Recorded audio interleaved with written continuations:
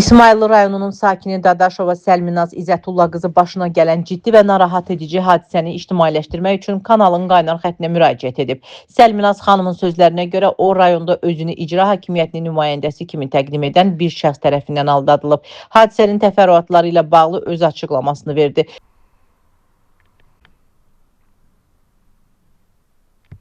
Mənə 100 manat icra hakimiyyətinin nümayəndəsiyəm deyib 100 manat verdi. Dedi sizə icradan yardım gəlib.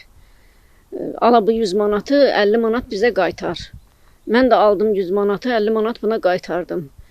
Və sonra 20 manat da verdi ki bunu da xırdala mənə üçün. Mən də bunu xırdaladım verdim. Dedi şəxsiyyət vəsiqə ver, şəxsiyyət vəsiqəmi verdim. Aldı Arzu xanım deyən birinə telefon etdi və şəxsiyyət vəsiqəmin seriyasını götürdü, yazdırdı o adama, qol çəkdirdi.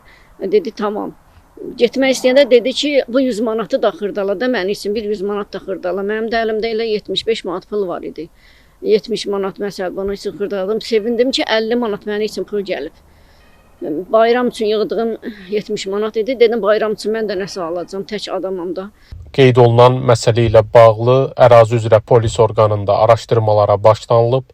Polis əməkdaşları tərəfindən əməli törədən şəxsin kimliyi müəyyən olunub və hazırda saxlanılması istiqamətində tədbirlər həyata keçirilir.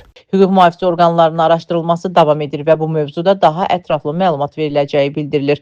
Könül Kazımova, Rafiq Həsənov, Elçin Məlikov, Həcər Həsənova bugün informasiya proqramı üçün.